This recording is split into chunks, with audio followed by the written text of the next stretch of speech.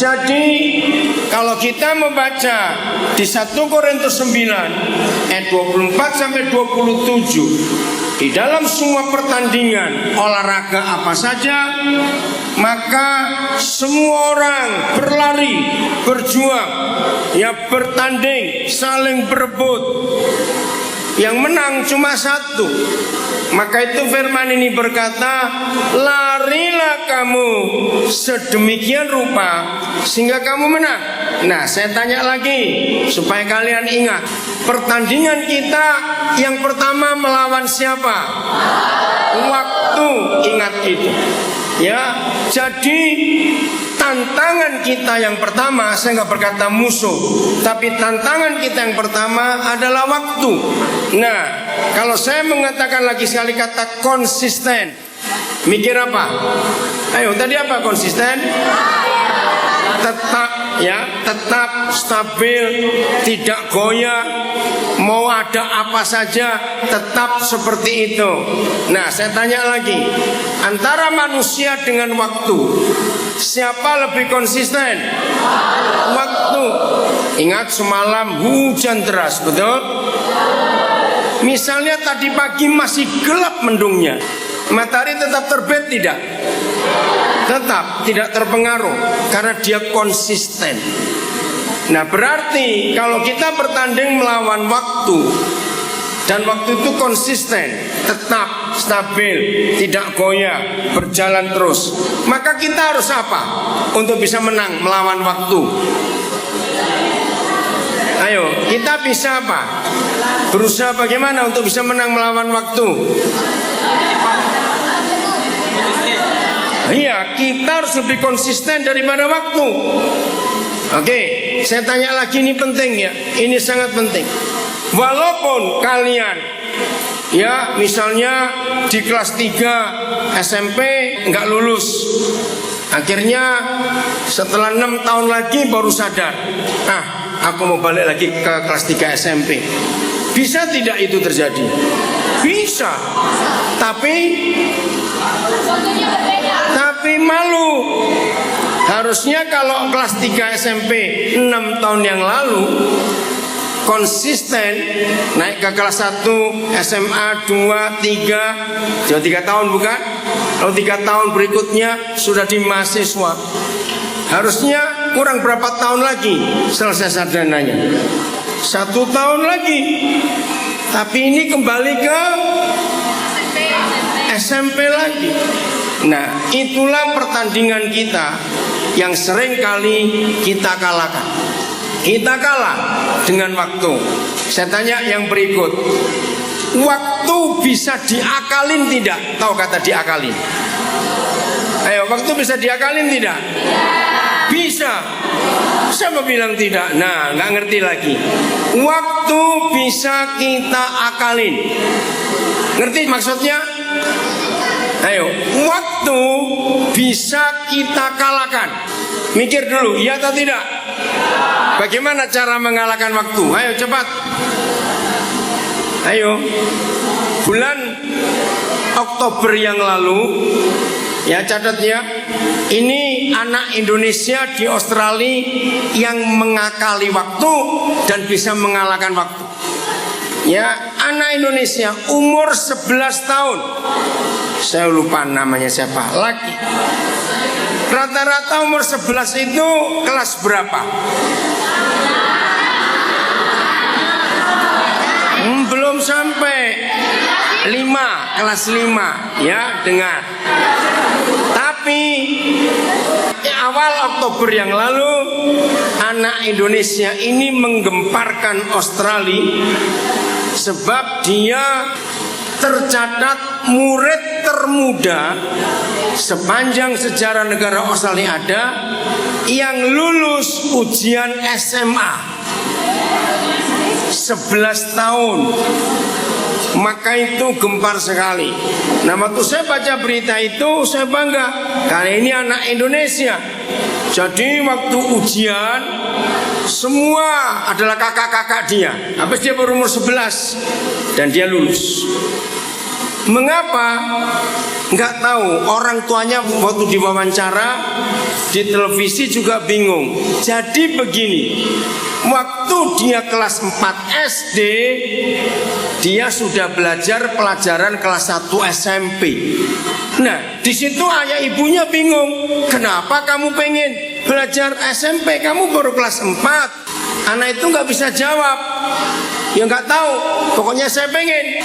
Ternyata waktu dia di kelas 4 SD belajar pelajaran 1 SMP, berarti dia mencuri waktu atau tidak? Mencuri berapa tahun? 3. Nah, jadi waktu bisa kita akalin. Ya atau tidak? Yaitu kalau tidak malas. Ternyata waktu anak ini naik ke kelas 5, orang tuanya punya ide. Coba bisa nggak anak ini ikut kenaikan kelas SMP 1 ke SMP 2? Kaget orang tuanya. Ketika soal-soal ulangan SMP 1 diberikan, anak ini sudah bisa jawab. Dan secara akademik dia lulus SMP 1, naik ke kelas 2. Tapi tetap di kelas 5 SD. Waktu dia 5 SD, dia belajar pelajaran kelas 2 SMP. Dan begitu seterusnya. Maka itu waktu dia sudah sampai SD lulus, dia berhak untuk mengikuti ujian SMA. Karena kelas 1 SMP ditempuh waktu dia kelas 4, kelas 2 SMP dia tempuh waktu dia kelas 5, kelas 3 SMP dia tempuh waktu dia kelas 6, dan waktu ujian SD bersamaan dia ujian SMA. Hebat gak? Dan ini fakta. Nah, ini yang banyak kita kalah dengan waktu. Jadi kalau kita hidup buang-buang waktu, waktu mau nunggu kita tidak? Jawab, waktu mau tunggu kita tidak? Tidak. Dia jalan terus. Kalau kita berkata, waktu sabar dong, aku capek. Waktu tunggu? Waktu ngapain? Lari terus. Tidak peduli dengan kita. Aduh, itu ada pohon mangga lagi berbuah. Waktu stop sebentar ya, aku ambil mangga. Waktu stop atau jalan? Jalan. Nah, itu sebabnya pertandingan kita yang pertama melawan siapa tadi? Waktu. Nah, secara fakta antara kita dengan waktu, yang menang siapa? Waktu. Tapi ternyata waktu bisa kita apakan tadi? Kita kalahkan. Kalau kita apa? Rajin. Bisa menggunakan waktu dengan sebaik-baiknya. Nah, ketika anak Indonesia ini mengalahkan waktu, waktu marah atau tidak pada dia? Kayak waktu marah atau tidak? Tidak.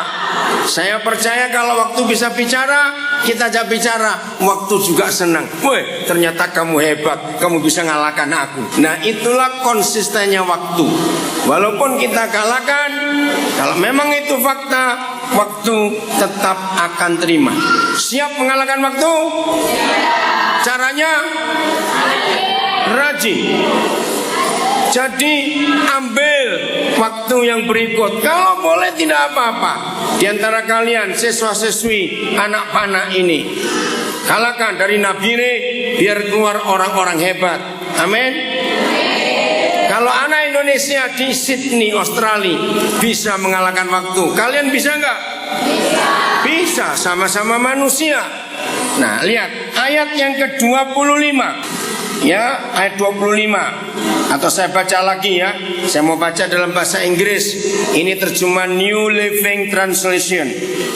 Don't you realize that in a race itu perlombaan, everyone runs, masing-masing orang berlari, but only one person gets the prize. Tapi hanya satu orang yang mendapat juara satu. So run to win. Jadi larilah sampai menang. Ayat 25. all athletes are disciplined in their training. Saya ulangi, all athletes are disciplined in their training. They do it to win a prize that will fade away. Fana, perjuangannya itu untuk mencapai angka atau medali yang fana. Tetapi but we do it for an eternal prize. Kita berjuang, kita berlomba untuk hadiah yang kekal. Nah, mendengar kata apa tadi yang penting? All athletes are disciplined in their training. Bisa mengerti kata ini? Apa kata kuncinya? Disiplin. Apa kata lain disiplin? Nah, waktu akan tunduk kepada orang yang mendisiplin hidupnya. Catat, waktu akan apa? Akan tunduk, artinya waktu bisa dikalahkan. Kalau orang itu apa? Mendisiplin dirinya. Tapi nggak cuma mendisiplin, ada kata ini, all athletes are disciplined in their training. Ada kata apa? Training. Apa kata lain bahasa Indonesianya training? Ayo, apa bahasa Indonesianya training? Latihan. Ada nggak atlet berlomba tanpa latihan? Nggak ada, itu atlet bodoh. Semua harus lewat apa? Latihan. Latihan boleh seenaknya? Boleh seenaknya? Tidak. Harus apa? Disiplin. Nah, firman ini, dengarkan, ini untuk kalian ya. Firman ini akan menolong kalian untuk berhasil atau gagal. Ini pilihan kalian semua. Kalau para atlet mau dilatih dengan disiplin, ya dengan tegas, dengan hal-hal yang berat, tidak boleh sembarangan, maka kita juga harus seperti itu. Dulu ketika salah seorang atlet bulu tangkis Indonesia namanya Mia Audina, pernah dengar nama itu? Lama sekali. Nah, saya kenal betul dengan orang tuanya. Waktu Mia Audina dalam sejarah Indonesia adalah pebulu tangkis wanita termuda. Belum ada saingan dengan dia. Nah, waktu dia masuk ke pelatnas training, saya ikut hadir bersama orang tuanya ke sana. Di situ saya melihat ketatnya. Salah satu, tidak boleh terima telepon dari mana-mana selama training. Termasuk dari pacarnya, termasuk dari orang tuanya, tidak boleh, dari teman pun tidak. Saya tanya kepada pelatihnya, mengapa untuk telepon aja dilarang? Dia bilang, berita apa saja bisa mempengaruhi seorang atlet yang sedang di pelatnas. Wah, luar biasa. Makan juga diatur ketat jamnya. Jam tidur diatur. Tidak boleh sembarangan. Tidak boleh seenaknya keluar dari tempat latihan itu. Maka itu dengar ya, waktu bisa dikalahkan oleh apa? Ya, masa lupa? Disiplin. Kalau waktu melihat ada orang-orang bisa mendisiplin hidupnya, maka waktu akan berkata, hormat kepada kamu, aku tunduk kepada kamu. Kalau kamu disiplin, aku gak bisa ngalahkan kamu. Itulah waktu. Itu sebabnya harus ingat ini betul-betul. Serius kamu dengarkan. Awas. Yang lain juga perhatikan ini. Karena apa? Rugi kalian nanti kalau tidak melatih diri. Oke. Saya beri pertanyaan berikut sebelum lanjut. Di dalam kabinet yang baru, namanya kabinet apa? Pemerintah yang baru, kabinet kerja. Ada berapa menteri perempuan? Ayo, ada berapa menteri perempuan? 2, siapa bilang 2? 8. Ada 8 menteri perempuan.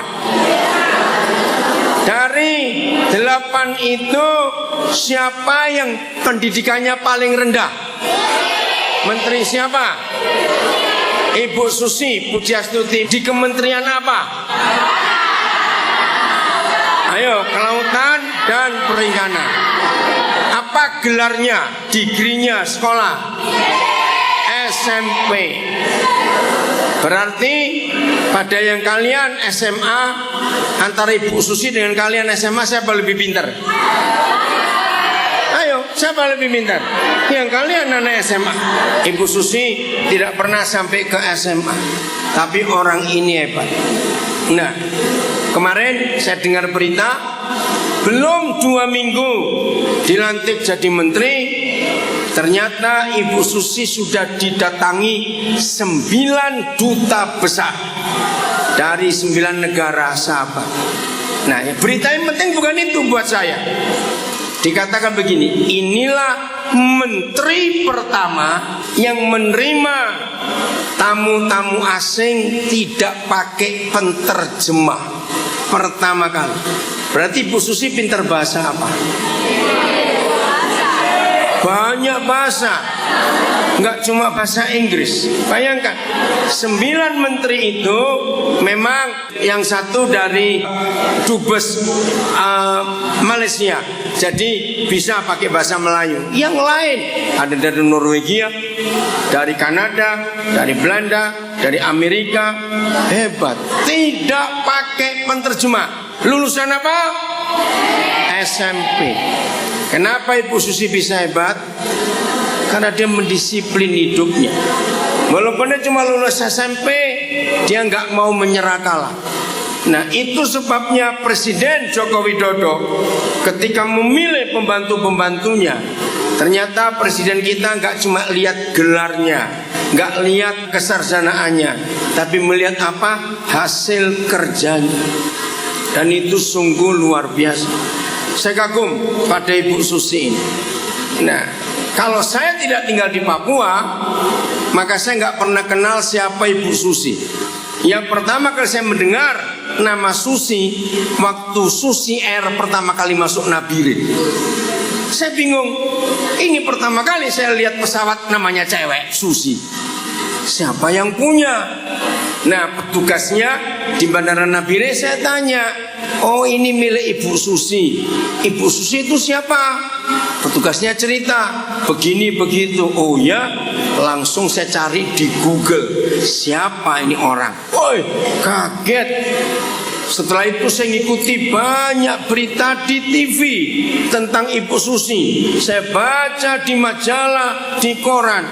Woi, ini orang hebat sekali.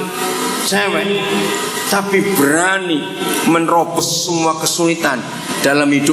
Sekarang, dulu ada perusahaan pemerintah penerbangan, masih ingat Merpati? Nah, ini perbandingannya. Jadi hari-hari ini Bu Susi lagi terkenal betul. Dikatakan begini, seharusnya yang melakukan penerbangan perintis itu Merpati. Tapi kenapa Merpati yang dapat subsidi dari pemerintah malah bangkrut? Tapi yang Susi Air makin berjaya. Itu saya kagum sekali. Nah, saya ingin kalau kalian mendengar tentang orang-orang hebat, baik di Indonesia maupun negara lain, pelajari mereka dan contoh hidupnya. Setuju? Kalau kalian bisa mencontoh hidup orang-orang hebat, kalian pasti jadi apa? Jadi hebat. Jadi hebat. Dengarkan. Siapa tahu kapan pertama kali Ibu Susi punya satu pesawat? Ayo, tahun berapa? Bukan 2005. Ayo, tahun berapa pertama kali punya pesawat?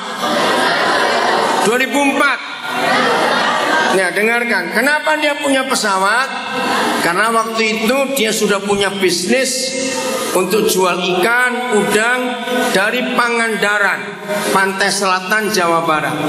Bu Susi harus bawa truk sendiri, setir sendiri dari Pangandaran ke Jakarta, ke Bandara Soekarno-Hatta. Lalu ikan itu diterbangkan ke Tokyo, Jepang, ke Malaysia, ke Amerika, ke Australia. Ternyata sering macet di jalan.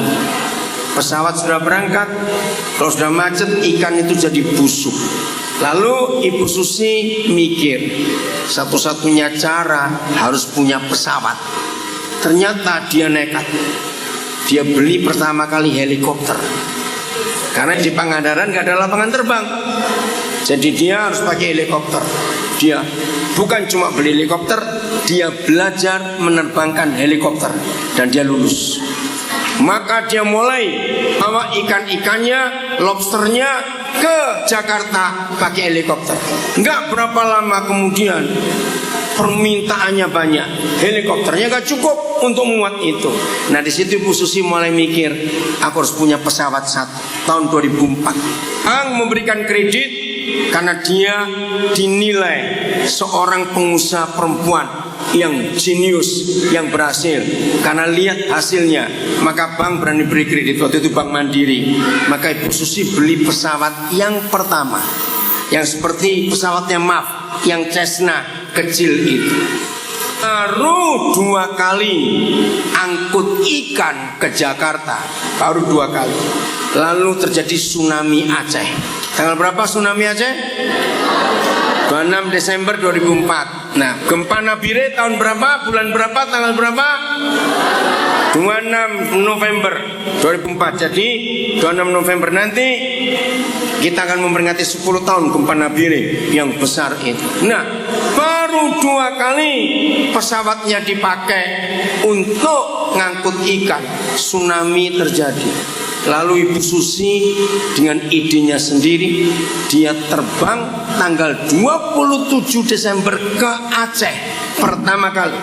Waktu dia tiba di Aceh, dia bawa makanan, bawa semua diperlukan. Dia menangis karena melihat mayat begitu banyak. Nah, dunia mengakui ketika pemerintah sibuk rapat dengan tsunami itu, ternyata Susi Air adalah pesawat pertama yang tiba di Aceh. Nggak lama kemudian dari Amerika, dari Jepang, dari negara tetangga berdatangan. Belum ada dari Indonesia. Karena mereka melihat pesawat Indonesia pertama adalah Susi Air. Lalu mereka menawarkan Ibu Susi, berani nggak kamu terima bantuan kami pesawat yang lain? Oh ya, karena nggak ada yang lain. Dengan nekat Ibu Susi berkata, kami siap. Tapi bingung pilotnya siapa? Nah, dari 2004 sampai 2014 ini, jadi berapa tahun? 10 tahun. Catat, sekarang Ibu Susi punya 67 pesawat. Ayo, 10 tahun dari 1 sampai 67 itu banyak atau sedikit? Banyak. Berarti orang ini hebat tidak? Nah, maka itu di orang-orang komentar, merpati, goblok, yang sudah lebih 50 tahun di Indonesia malah bangkrut. Ibu Susi yang baru mulai bisa jaya seperti itu. Karena apa? Disiplin. Waktu akan hormat kepada orang yang apa? Disiplin. Nah, terus pertama saya lihat Susi Air di Nabire, saya itu tanya, pilotnya kan bule-bule bukan? Orang kulit putih. Siapa mereka? Masih muda-muda. Ternyata begini dalam hukum pilotnya, banyak pilot lulus pilot, tapi tidak boleh terbang dulu. Kenapa? Satu-satunya penguji pilot adalah jam terbang. Kamu sudah pernah nerbangkan pesawat berapa jam? Makin banyak jam terbang, pilot itu makin diakui hebat karena punya pengalaman. Nah, di negara-negara mereka sulit untuk dapat jam terbang. Ibu Susi menggunakan kesempatan ini. Dia punya pesawat banyak, tidak punya pilot. Lalu Ibu Susi pakai internet. Dia klik di internet tentang pilot-pilot muda seluruh dunia. Dan Ibu Susi menawarkan, siapa mau kerja di Indonesia cari jam terbang? Lamarannya langsung masuk semuanya. Karena pilot-pilot itu nggak digaji mahal, sebab mereka juga butuh. Maka itu Susi Air bisa berkembang. Tidak perlu gaji pilot banyak-banyak karena hikmat yang Tuhan beri pada Ibu Susi.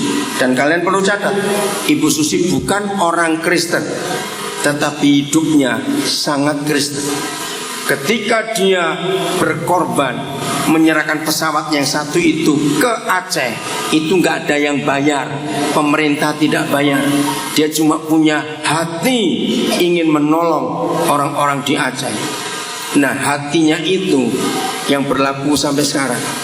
Hari Selasa yang lalu, ini Sabtu bukan? Saya kaget, Ibu Susi pulang ke Pangandaran, pertama kali jadi menteri. Dia berkata begini di depan para nelayan yang dia bina di koperasinya. Selama 5 tahun ini saya jadi menteri, gajinya sebulan 19 juta. Bu Susi berkata, saya tidak ambil 1 rupiah pun. 5 tahun kali 12 kali 19 juta. Gaji saya berikan untuk nelayan-nelayan di Pangandaran. Orang kaget semua. Hatinya itu yang luar biasa. Dia berjuang betul-betul. Ini pertama kali Kementerian Kelautan diakui oleh dunia internasional, karena seorang perempuan yang cuma lulusan SMP tapi hatinya luar biasa. Akhirnya pilot-pilot datang ke Indonesia kerja dengan Susi Air. Sekian bulan mereka cukup sekian ratus jam terbang, sekian ribu jam terbang. Mereka pulang ke negaranya jadi pilot. Datang pilot muda yang lain. Berarti makin banyak pilot, Bu Susi harus tambah pesawat lagi. Dan sekarang Susi Air diakui oleh dunia, bukan cuma Indonesia, adalah pesawat komersil yang pertama yang majunya begitu cepat. Karena seorang perempuan yang cuma lulusan SMP, karena hatinya. Maka itu hari ini, sebelum kita tinggalkan tempat ini, ingat, kita berlomba dengan apa? Waktu. Secara logika, kalau kita dengan waktu berlomba, siapa yang menang? Waktu. Tapi ternyata firman ini memberitahukan kita bisa kalahkan waktu tidak? Bisa. Dengan cara mendisiplin diri. Ingat itu, melatih diri. Tidak boleh sembarang. Ayat yang ke-26. So I run with purpose in every step. I am not just shadow boxing. Artinya begini, jadi aku harus lari dengan tujuan yang jelas di setiap langkah yang aku angkat kakiku. Tujuannya, kalau anak Indonesia kelas umur 11 tahun bisa lulus ujian SMA, karena sejak kelas berapa dia belajar ujian pelajaran SMP? Kelas 4. Bayangkan. Maka itu waktu dia terus maju dalam hidupnya, dia berhasil. Nah, dia punya tujuan. Maka itu kalau kita tidak punya tujuan di dalam berperang, maka kita tidak akan menang dalam perlombaan itu. Kita nggak boleh jadi petinju yang asal mukul tapi nggak kena sasaran. Jangan begitu. Ayat 27 kembali kata ini, I discipline my body like an athlete. Aku mengapakan tubuhku? Mendisiplin tubuhku seperti seorang atlet. Training it to do what it should. Aku melatih diriku sedemikian supaya aku mencapai itu. Kalau tidak, otherwise I fear that after preaching to others, I myself might be disqualified. Apa bahasa Indonesia disqualified? Ngerti kata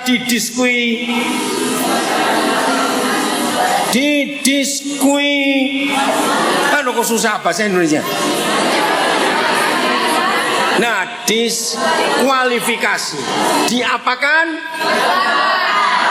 Diusir bahasa kasarnya. Kenapa diusir? Bukan tidak mendisiplin diri, tidak bisa ikut. Salah satu atlet Indonesia yang menang di Asian Games gara-gara musuhnya terlambat datang, yang Myanmar. Kena diskriminasi, jadi nggak bisa ikut. Sedih sekali. Sudah di depan pintu stadion, tapi terlambat karena nggak didisiplin. Jadi hidup ini harus dilatih, didisiplin dengan serius. Disiplin itu enak atau tidak? Training itu enak atau tidak? Tidak enak. Tapi hasilnya, amin, yang kita harus capai. Jadi siang ini kalian memilih. Waktu bisa dikalahkan tidak? Dengan cara apa? Harus. Jadi yang malas-malas, jadilah tukang pengangkut sampah. Yang malas jadi apa? Tukang pengangkut sampah. Udah itu aja kerjanya. Jangan mimpi jadi orang-orang hebat. Kalau Ibu Susi bisa, kalian bisa tidak? Bisa. Apalagi ada Tuhan. Jadi pilihan di tangan kalian semua. Siap jadi orang hebat? Ya. Tuhan memberkati kalian semuanya.